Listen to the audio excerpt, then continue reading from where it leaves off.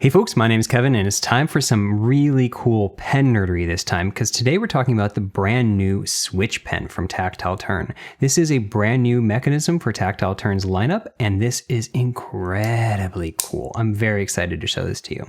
Now, I don't talk about pens enough on this channel, but I think it's fair to say that I love EDC pens.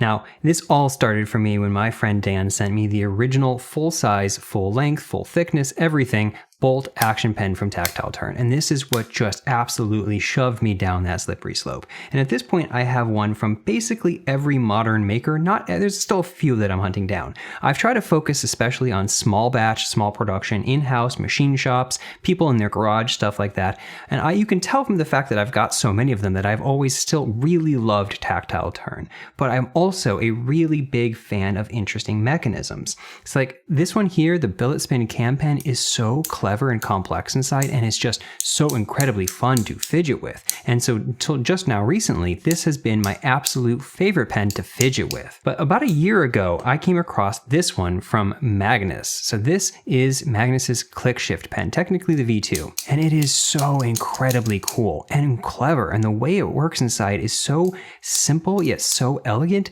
I fell in love with this. But first of all, it was really hard to come by. He made very, very few of these and it was wildly expensive. And there are a few things about how this works or what it feels like to actuate it that left me a little bit lacking.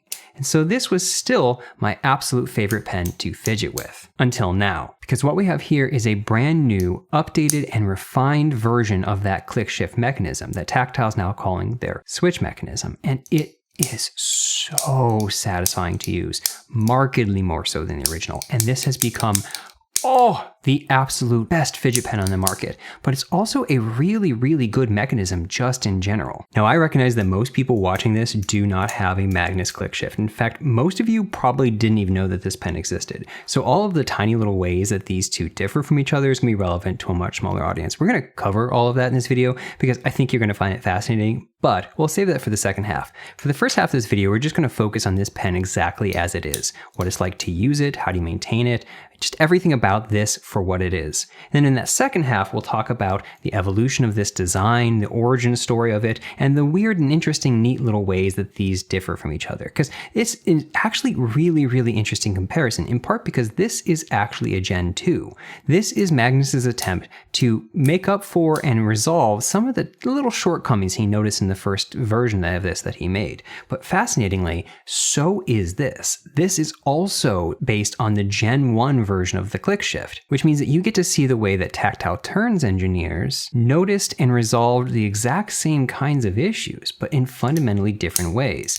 And in some cases, I just like the way that Tactile did it better. Okay, let's get started. So if you're not familiar with Tactile Turn at all, they are a small machine shop down in Texas. And so 100% of this, save for the refill and probably the spring, they make themselves in-house. It's obviously named for this delightful tactile grip. It has this wonderful texture to it that feels kind of like fingerprints. It just grips right in place, but it's still really easy to slide in and out of your pocket. So if you're already familiar with Tactile Turn's pens, this has all of those same qualities. Another thing that's really fun is that they have a reputation for being able to hide the seam of where this comes out in one of these little grooves. And on some of them, especially in some of my older ones, I can kind of tell immediately. You can kind of see right there where the gap is.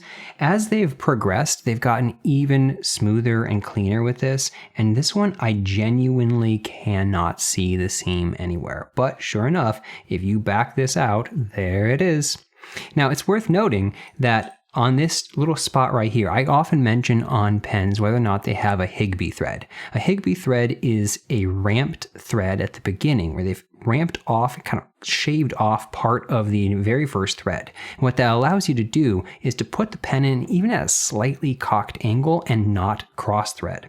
They don't do a Higby thread at Tactile, but they do a different thing instead. They put a ramped angle on this entire side, so this entire outer slope has been ramped. And that does the same general effect of kind of automatically centering this as you go in. And so Putting this in is really, really easy. It's very unlikely you're going to cross thread.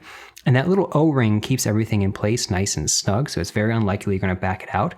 And once you do close it up, yeah, it is just completely vanished. But all of that is normal to Tactile Turns pens. What's special about this, of course, is this new mechanism.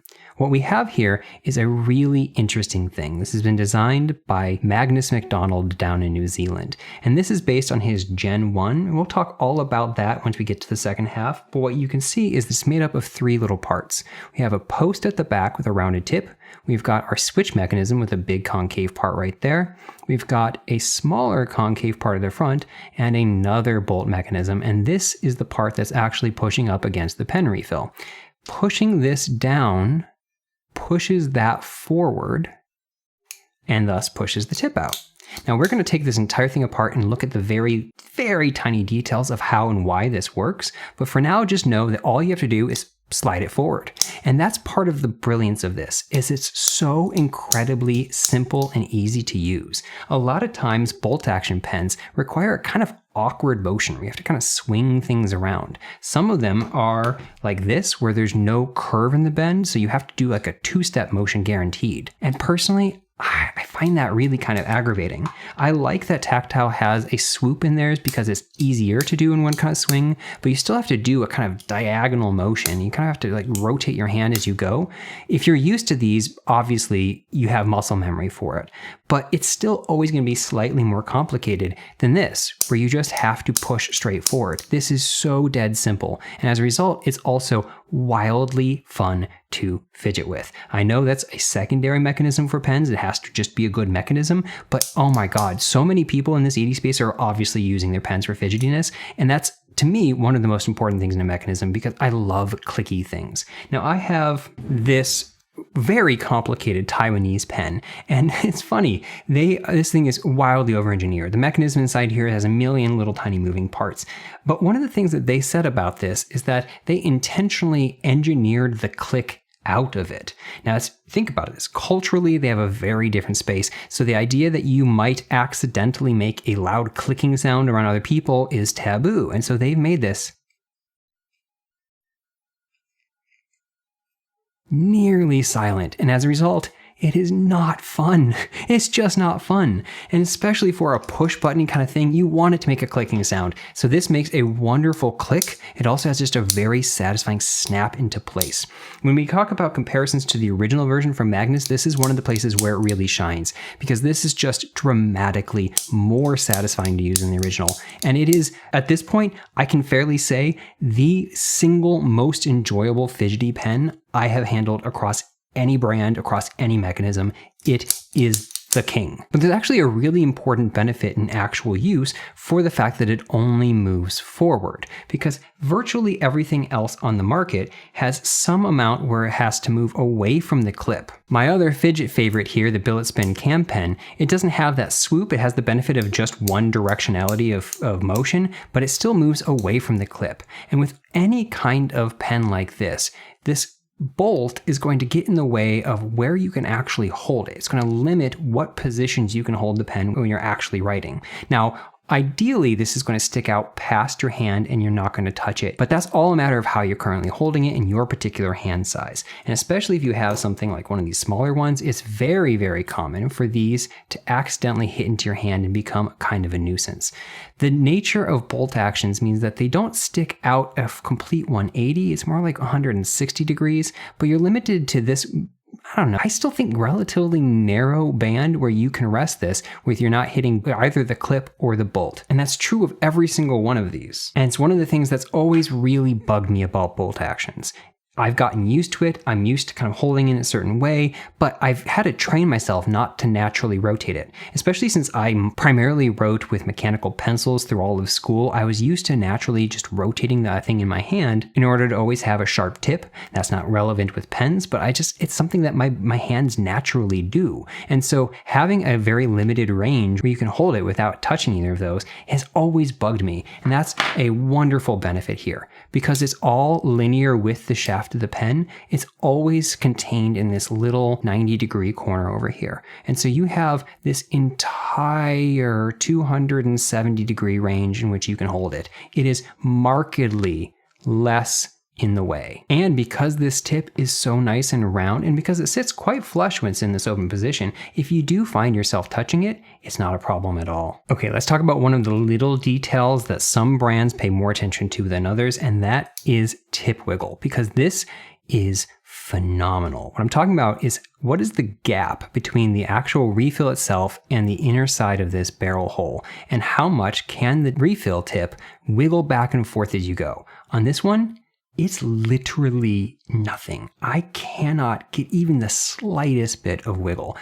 It is easily among the absolute best from any brand that I've ever seen. Now, if you're wondering why am I even talking about this, tip wiggle can be anything from a little bit of a nuisance to an actual legit problem, depending on how severe it is. The nuisance part is going to be if the tip simply makes a slight tapping sound every time you press it against the paper, it's just going to get on your nerves for at least some people. People like me, it drives me nuts. But if the gap is big enough, especially if you're trying to fit a refill type that doesn't normally fit in using some kind of adapter, you can have an actual like lag problem. This is a tiny little prop where the difference between these two dimensions is obviously exaggerated, but it's to show a very specific point. As you drag this way, the refill is going to be pulled up against the one side, and as you shift, there's this delayed reaction where first it has to shift to the other side before it then starts dragging. And so what you get is this weird kind of stutter and lag as you write. You might have never experienced this, or you might go, oh my God, I know exactly what you're talking about. And I have had certain pens that actually have enough of a wiggle, not this much obviously, but that you really do feel it, and it feels like this strange delay. It's a really disconcerting feeling. So having such incredibly tight fit right here is a wonderful, wonderful testament to the kinds of very high precision machining they're doing at Tactile. Now I will say the fact that this uses a Parker refill, while that gives you an incredibly larger number of options and of pen types and manufacturers, the fact that there are different manufacturers means that there might be slight variances in the dimensions. There's a standard that they're trying to reach, but if you get something from Otto or Pentel or Parker or Schmidt, they might have ever so slight differences. And so while right now this has a Schmidt EasyFlow 9000 in it and there's no wiggle, it's technically possible that you might experience a tiny bit of wiggle with a different refill. But still, again, it should be incredibly minor with how good and tight of a fit this is. Okay, let's talk about the dimension of this, because it's not going to perfectly align with the regular Tactile Turn lineup, and at launch, this is the only size and form factor that they're going to be offering. It does align with the rest of them in terms of the diameter. This is the same as their slim pen, so this is the same 0.365 inches. It's on the slimmer side as far as pens go, but it feels great in hand. It's always been my preferred size for their particular pens. Where things are going to differ is in the length. So traditionally, Tactile Turn offers these three lengths. They've got what they call their standard. This is going to be 5.6 inches. They've got what they call the short, or 5.1, and then they've got the mini at 4.4. And that's corresponding to a Pilot G2, a Parker compatible refill, and a Pilot Mini G2.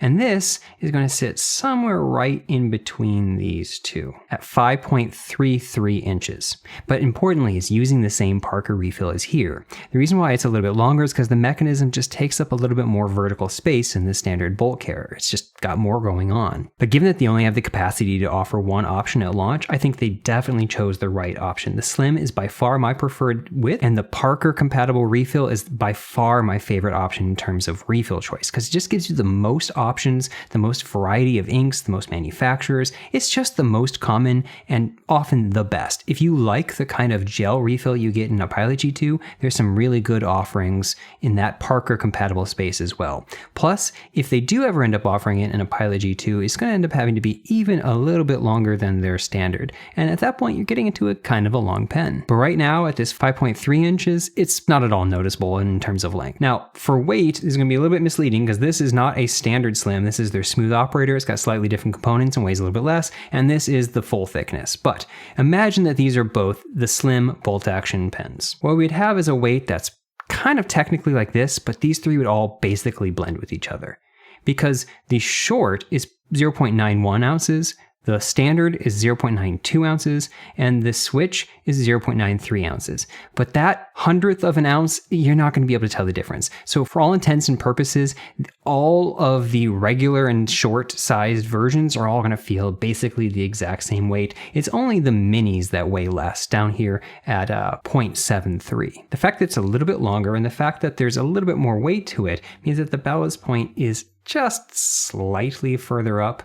It's not problematically far up, and for me, it lands exactly where it rests on my hand, and that is actually exactly where I want it, because this becomes the kind of the pivot point where I am kind of rotating it around that, and so this feels very natural and balanced in my hand as I'm writing on it. You don't want it super far down, you don't want it super far at the back, and so right about here, it's kind of perfect. Now, in case you're not familiar with what the thickness of the slim pens from Tactile Turn feels like, here's a lineup of how it compares to things that you might have seen in the industry before. By far, the slimmest pen that I have in my collection is the Oz Machine Co. Little John. This one is incredibly thin at 0.328. Tactile's fits in right after that at 0.365, and it's almost the exact same width as Magnus's original, which is 0.369. But there, for all intents and purposes, they feel the exact same thing in your hand. Somewhere in the middle, we've got stuff from like Smooth Precision pens, rest in peace, or the Grimsmo Saga, which both come in at exactly 0.375. Over here at 0.386, a little bit thicker, we've got something like the slim versions of the Big Idea design pens. And then the full-size Tactile Turns come in at 0.43, which is on the thicker side for sure, and just a hair slimmer than something like Fellholter's 0.432. So what thickness is right for you is going to be a matter of taste. Some people argue that if you're going to be writing for very long durations, that you might want a thicker pen because it involves your hand just being slightly less cramped together. I do find that's kind of the case. You'll find that a lot of like fountain pens are very, very thick, for example, but my just like personal taste, I like something right in this range. This is wonderful for taking up as little space as possible if all you want to do is jot some notes. But for actual writing, I tend to like this general space, the roughly 0.37 to roughly 0.38. Now, from a clip perspective, this uses the exact same clip as the rest of the slim lineup. This is the modern generation single screw version of their reasonably deep carry clip. You can see that on the full size, they still use this style of clip. This is the bent metal version, but for the slims, they introduced initially this 2-screw one. And this is, in some ways an upgrade because it's definitely a fancier looking clip and it's a lot more sophisticated. But the fact that it required these 2 screws meant that it just sat a lot less deep in your pocket. And so some people, myself included, kind of lamented that. Now, at some point, they introduce this modern version of the clip, and it's the exact same thing that we have here. While it only has this single screw, there's actually a post hiding underneath it that gives it lateral stability. We'll show that when we take it apart. And so what we're left with is kind of a Goldilocks clip. I've always been a big fan of this. It has great retention. It's got wonderful little slopes on all of these dimensions, so sliding in and out of your pocket is really easy to do. And what you're left with is something that's actually pretty deep carry, all things considered. So I've always been a big fan of this clip. Now let's talk about maintenance of this pen. The only thing that most people are going to ever do is change the refill. So all you have to do is unscrew this top part, take the refill out, and swap it for something else. There is one caveat. Notice how I'm holding this right now. This is how I would naturally be holding it anyway, but it's important that you have this pointed at least mostly upward. That's not true of most pens. Most pens, you could shake it around and nothing's going to happen. But on this one, the mechanism can slide out. And so if you have this anything other than at least parallel, these parts can fall out. So you do have to think about that. You do have to be a little bit careful and pay attention to what you're doing. But I'll ask you, how many times have you changed the refill in your pen, period? And of those times, how many times were you not able to hold it slightly upward? Like, it's not a problem whatsoever. But the fact that these can slide out makes it incredibly easy to get to them if you do need to do any additional kind of maintenance like cleaning, because all you have to do is turn it upside down and the pieces will just slide out. Now, this top post is machined into this cap. It's all one integral piece. So that stays in place and never has to be removed. But these 2 little pieces, this is what comes out. This is where all of the magic happens. We'll take a much closer look at this when we take the entire pen apart. And this one just has a little tiny nub, and this is the piece that is actually riding against your ink refill itself. Now, to put this back together is actually really easy. It might look like it would be complicated, but there's only these two parts. Now, you'll notice that this one has a deeper groove on one side and a shallower groove on the other. You want the deeper groove to go against that piece. You just have to put it with the little like switch tip down, drop it in, and it will kind of naturally just fall out this side. Now, I got lucky here, and this is already aligned the correct way, but you can see really easily into this, whether or not you have the big one at the top or the little one. Now, I'm going to show you what happens if we accidentally assemble it the opposite direction, because maybe you'll forget. Maybe you'll forget whether the deep one or the small one goes in which side, and maybe you'll put it in like this. Once you slide this cap in, you'll be able to tell right away whether or not this is assembled correctly. Right now, we have it so the wrong side is facing upward, and you can see that in its natural resting position, I just wiggle a little bit, it's not sticking down the way it's supposed to. It's kind of stuck here. I can't really move it along this channel at all. Like, this is clearly not working. All you have to do is take this and turn it around 180 degrees. Now we have it facing the right direction, and you can see that it's resting down, and we can see that it makes the full path of travel. Like, this is working. So it's that easy. It's really easy to do right the first time, but like I said, even if you mess it up, you can tell immediately you've messed it up, and all you have to do is rotate it around. And then we just slide the refill back in, slide the spring on, screw this back on, and we can watch this seam disappear. Oh, I love that every single time. Okay, now let's talk about some of the potential cons to this mechanism, or at least things that I thought might be cons when I first encountered the Magnus version. These are also things that people have already left comments to me about or sent me direct messages asking if these are negatives. The first is just how far this switch sticks out. And to some people, the fact that it sticks out at all, that this is just aesthetically ugly to them. I get it. I can understand that. The big thing I want to point out here is that this is new. You've likely not encountered a pen that works this way. And so anytime that a shape is new to you, it's going to look wrong at first. And so if you are one of those people that's looking at this going, oh my God, that just looks wrong, I can't stand that, I would say give yourself a little bit of time with it, come back, check it out a few more times in the coming weeks, and see if you acclimate to it at all, because I have gotten completely used to it, but when I first saw it, it did look weird to me. Now, I will say that the fact that this is in bronze makes it slightly more prominent to my eye. It's also slightly thicker for stability reasons, and those two things both make it slightly more prominent, which is a little bit of a downside.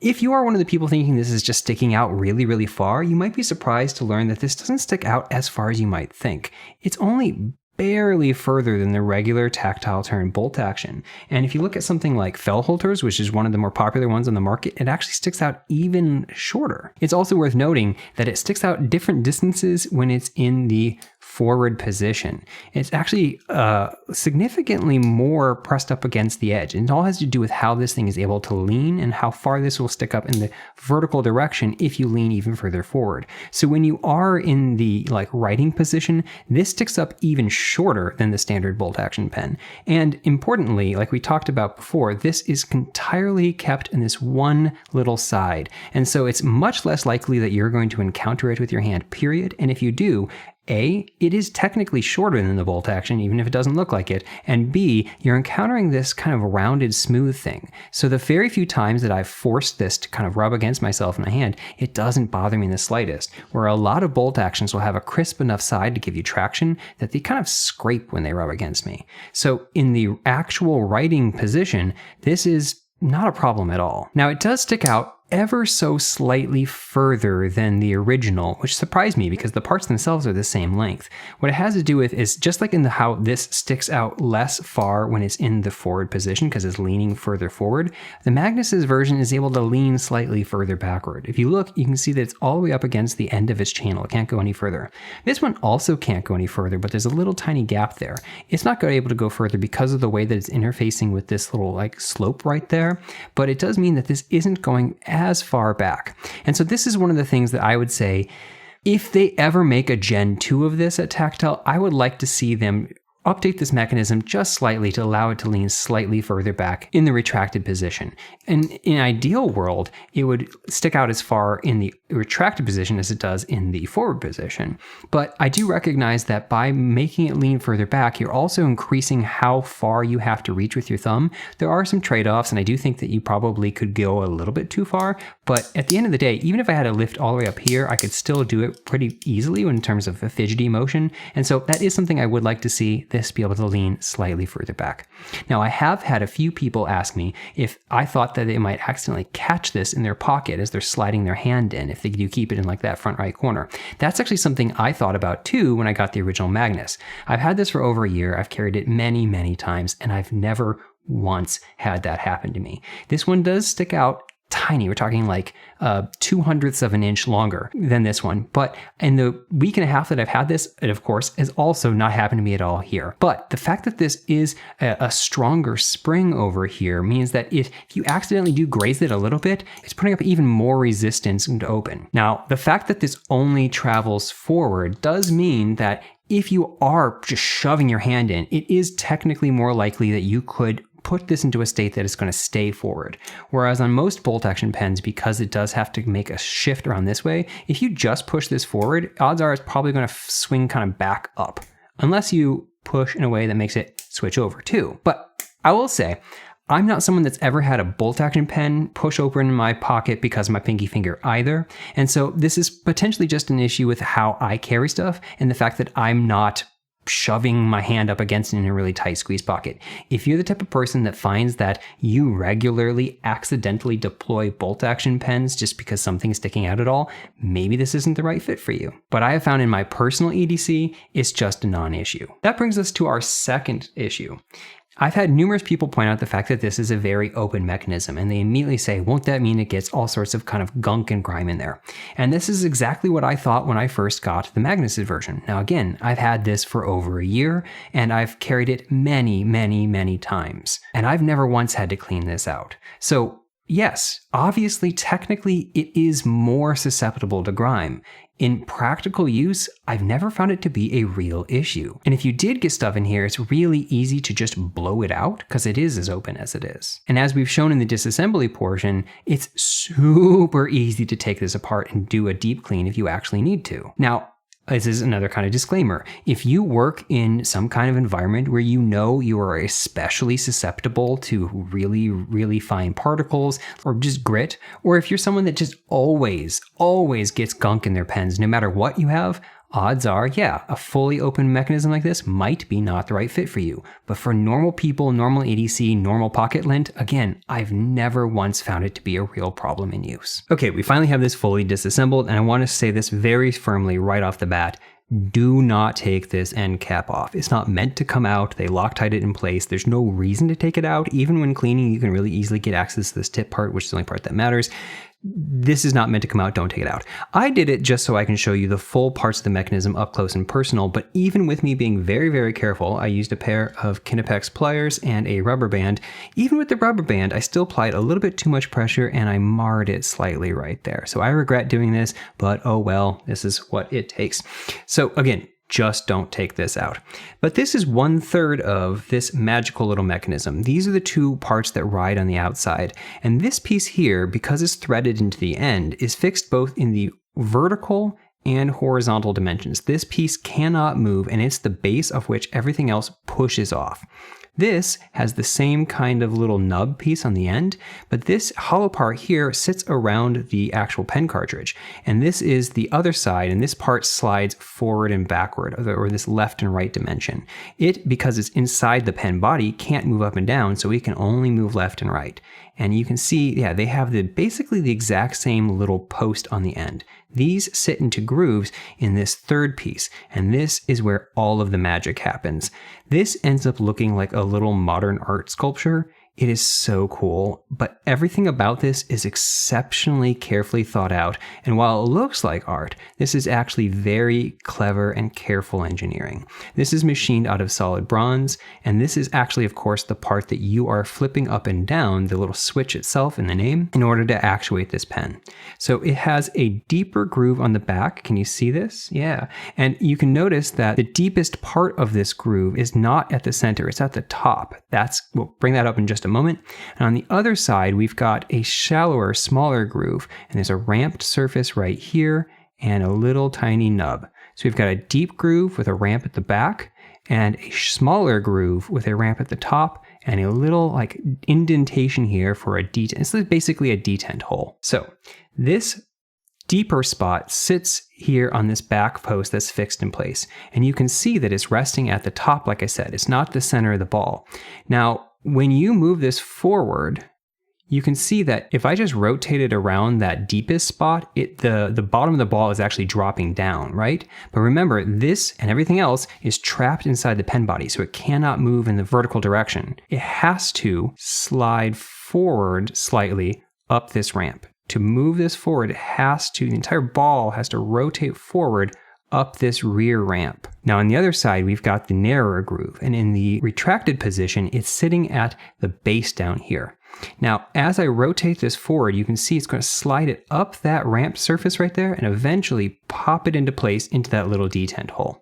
Now, I'm obviously moving these things up and down, but remember in the pen body, they can't move up and down. In order to do this same kind of slide up the ramp motion, it has no choice but to slide forward. So on this front end, this piece is sliding forward up a ramp, and this back piece is sliding slightly forward up this ramp. And those two forward motions is enough to push this pen cartridge out the front of the pen. It's incredibly clever and such small little details.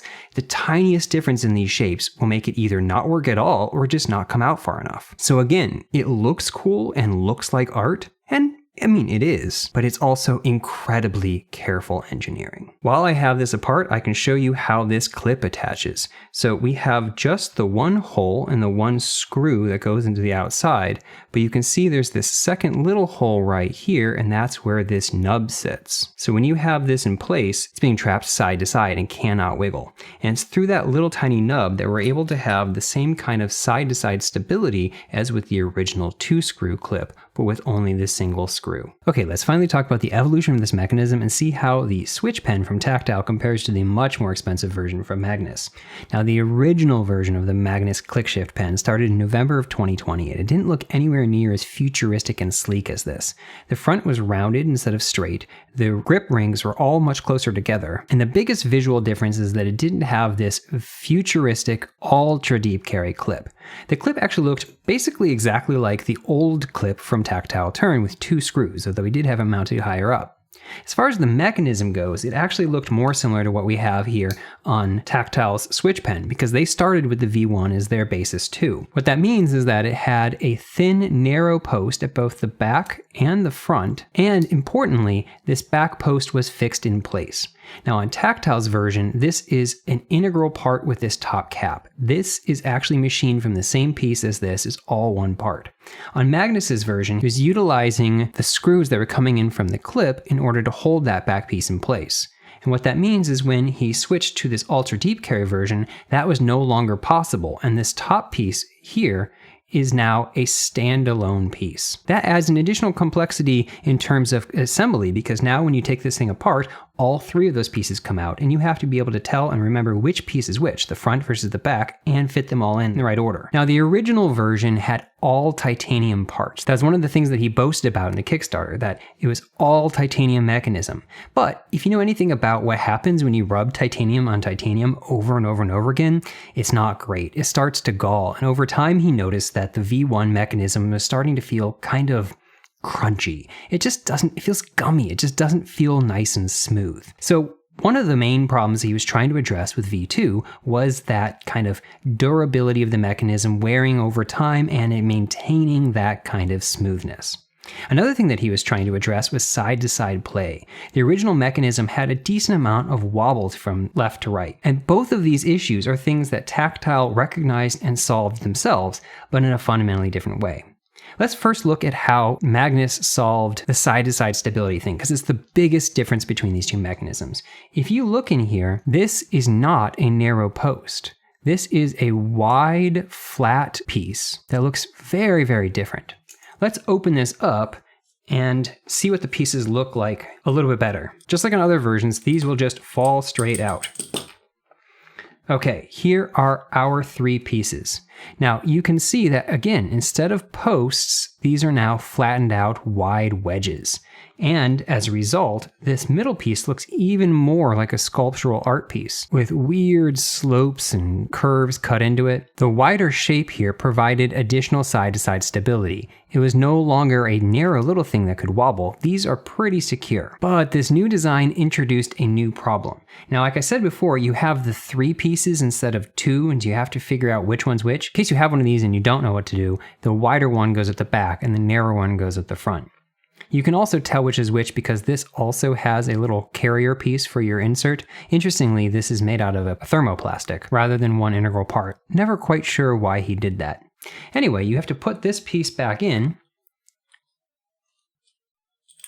and then this piece, and then this piece. But having them wide like that introduces a new orientation problem because they now have a specific direction they have to go. You see how this one is twisted? It needs to be facing a different direction. So you have to kind of like wiggle it with something like a toothpick, or just kind of like tap on it a while and kind of hope that it kind of wiggles off to the side. I've found that in practice, it's not that bad, but it is definitely more difficult to get this piece back together. You have to kind of tap everything just right in order to get it to align in this rotational direction. I think I have this set up correctly. I do. So while this design did add additional lateral stability, it introduced this new orientation problem when putting it back together. And the reality is, at the end of the day, this still has a really pretty high amount of side-to-side wiggle. So what did Tactile Turn do? They made 2 changes to this that address that side-to-side play. The biggest is that they simply made these grooves deeper down and narrower at the top. What that means is that this post is trapped in something that is a little bit tighter around it and deeper in, so it can't wiggle side to side as much. The other thing they did is simply made the width of this bar wider relative to the channel. The channel itself is about the same width in both, but this is just a hair bigger to the point where this just doesn't have much room to the side. The last thing they did is simply increase the strength of the spring, and so everything's being held in place tighter. And like I said, this top post is fixed in place, and so there's only these top 2 pieces that can move at all. Having all 3 pieces here able to move means all 3 of them can shift side to side, and they can also kind of bow in the middle, where the middle piece they can all kind of tip one way or the other. And so by making it deeper, keeping this fixed, and making this wider, while this does still have the ability to move side to side, it's much, much less. There's way less wiggle side to side. And because these are still cylindrical posts, they have no orientation whatsoever. You can drop them in whatever way, and this middle piece is the only thing you have to worry about. So there's way less of this kind of like tappy stuff as you try to put it back together. Way easier to assemble. Now let's talk about that galling, because they solved this in very different ways. And on the one hand, you could argue that Magnus did it better, but what he really did is kind of go overboard. Tactile did what most people in this position would do. They replaced this middle piece with bronze. This is a super normal move to make. It's extremely common inside pen mechanisms like this to use brass as the mating surface against titanium because they don't gall, and brass has special lubricity properties that means that over time this just gets smoother and smoother and smoother. It's very normal, like I said, to use brass in this, and it has certainly enough strength that there's no worry about this mechanism having any kind of durability problems. I don't know how literal he was being, but Will told me that in their own testing, they've done it over 100,000 times. Now, what Magnus did, like I said, was kind of the nuclear option. What he's done is replace these internal parts with much more expensive zirconium, and then heat treated them to form that zirconium oxide layer on the outside. That's why they're black like that. So these are not actually titanium, but zirconium parts that have had that ceramic layer baked onto the outside. And so is this more durable? Yes, absolutely. But this is like way overkill from what you actually need in a pen mechanism where these parts are not under any meaningful pressure. This isn't like heavy machinery with lots of force. There's just a very light spring force on them. So is this really cool? Absolutely. Is it technically better? Yeah, I would argue from a materials perspective it is technically better. Is it more than you need? Yes. Yes, absolutely. Now, I mentioned when talking about the mechanism earlier that this one has, unfortunately, 3 slight clicks. I said that the first click is a result of this new top piece no longer being fixed in place. And so it's the sound of that top piece clicking over against the side wall. Now, because this one is based on Gen 1, where this is fixed in place, that doesn't happen. So it's not that Tactile had to solve that problem. They simply didn't introduce it the way that Magnus did. But I also mentioned that this has a third click, and that's because the length of this channel is just long enough that this can over travel a little bit and make a tappy part at the end. You'll notice on tactile turns that they've made the channel just slightly shorter, and so this is pressed up against the end in its detent position, so there is no tapping you can do here. The deeper grooves also mean that it's having to work up a steeper ramp in order to get there. So if you combine the lack of the first and third clicks with a more steep slope and a stronger spring tension, what you're left with is a much, much, much stronger and more authoritative snap. This has a single snap into place, and it's much, much stronger when it does that. And it is just so much more satisfying as a result than this much lighter pressure and kind of click, click, click thing that happens over here. So from a tactile perspective, the switch pen absolutely wins. And honestly, that's kind of fitting given they have tactile in their name. But I do want to talk about that spring tension for a bit. This is the exact same spring that Tactile uses in all of their pens. And on some of them, I find it to be too rough. I've put several videos up on my channel about how to swap out and even modify the springs that are in these in order to get a lighter pressure. And I find that that's something that I want if I'm using one of their bolt actions where I'm pressing against this kind of crisp corner and having to pull down like that. Over here, I don't find that to be a problem at all. This is nice and round and smooth, and so the act of pulling on it is not abrasive to my thumb at all, and so that stronger spring tension is just satisfying. I really like it. That's not to say that it's bad over here, but it's much, much lighter. I will say though, there is something incredibly cool that Magnus did with this spring. So if you are getting one of these, you'll see in a moment part of why this thing costs just so much. Take a look at this. Okay, so very few people make their own springs, and when they do, it's usually titanium wire that they are wrapping around and turning into a spring. But this, Magnus made a machined spring. This is a single piece machined out of bar stock. It has a little narrower opening on this end to cap the refill tip, and it's fully open on this end. And it's just so wild. This is such a crazy thing to have done. I've never heard of anyone ever doing something like this. And when you show this to machinists, they immediately, their jaw drops, both in like a why perspective, but also a how. And it's, yes, this is by far one of the coolest things, and is something that most people don't even think about because it's inside the pen. So no, you're not getting something like this over on the tactile turn version, unfortunately. Now he has done a really nice job with these grips. It's wider than a lot of folks do, which is nice, especially if you're someone that holds it a little bit higher up for do kind of sweeping motions. But I also think he did an excellent job of hiding which one opens up. If you were paying attention a moment ago, you can notice that it's this front one that opens, but look, it's basically hidden. And that's something that wasn't the case on the Gen 1. Not only were the rings closer together, but there was a very obvious seam at the front. Now, one other big difference I want to talk about is the weight. Now, this isn't heavy by tactile turn standards, but tactile turn pens in general aren't super duper light. That's in part a good thing because they're keeping the walls of the pen nice and thick, so these are very, very strong pens. But they do have a little bit of weight to them. This is 0.93 ounces. This, while it might not sound like a big difference, at 0.84 actually feels markedly lighter. This feels super duper light. And honestly, while it's not necessarily outright a positive thing, like 1/10 of an ounce lighter isn't inherently better, it is something that makes it kind of have a wow factor. This is noteworthily light. Let's finally talk about the price and just generally how do they feel. The original ClickShift pens I think came in somewhere around $250 if you account for inflation, but these Gen 2s with all of their upgrades were $350 retail. If you got in on the pre-order that he did, you could get it for $300, but that's still an exorbitantly expensive pen.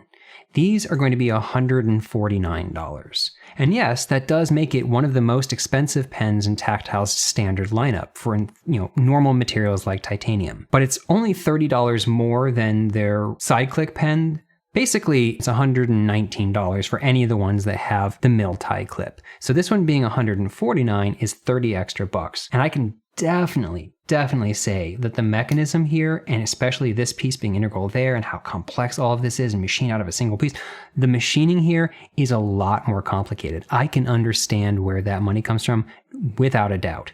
And so is $150 a lot for a pen? Sure. Is it markedly more than they were before? Not really. And this is still less than half the price of this one. Even if you got in the Kickstarter, you're talking half price, but at MSRP, this was, again, $200 more. So does it feel $200 better? In some ways, no, it's not better at all. Like the feel of this mechanism in use is markedly better over here, just better. But of course, I guess that's my preference.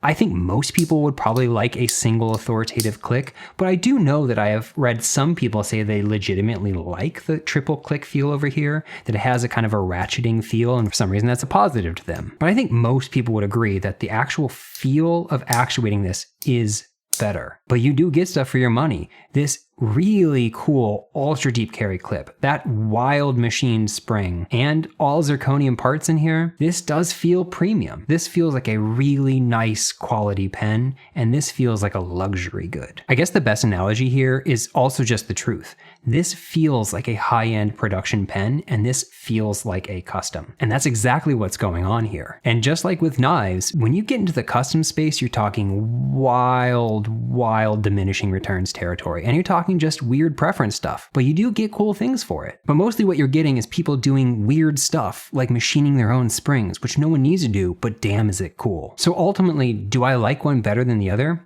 There's aspects of this that I like better, and there's definitely aspects of this that I like better. I would say ultimately, they're just kind of different, but for most people, the authoritative click and the significantly cheaper price point is going to make this the clear winner. Besides, you can't really get these anymore even if you wanted to, though I guess you can try to hunt one on secondary. So what are my final thoughts on this pen? Honestly, I absolutely love it. I already love Tactile Turn's pens, and this has all of the same qualities about them that I've already loved. They have that fantastic texture, an excellent clip, and just general solid construction. Really good value for your money. But now it also has a mechanism that I genuinely love. I love playing with this pen, but I also love writing with it. It's just so much nicer not having the bolt stick out back here and touch into my hand. I love this. And this version really is genuinely just more enjoyable to play with than the much more expensive original. So I highly recommend this. I think this is a tremendously cool new offering in their lineup. And I think if you're a pen nerd and a pen mechanism nerd, you're definitely going to want to check one of these out. But even if you're just looking for a normal, useful pen, this is a great option. So huge thank you to Will and the folks at Tactile for sending this to me to check out. And thank you all for watching. I'll catch you all next time.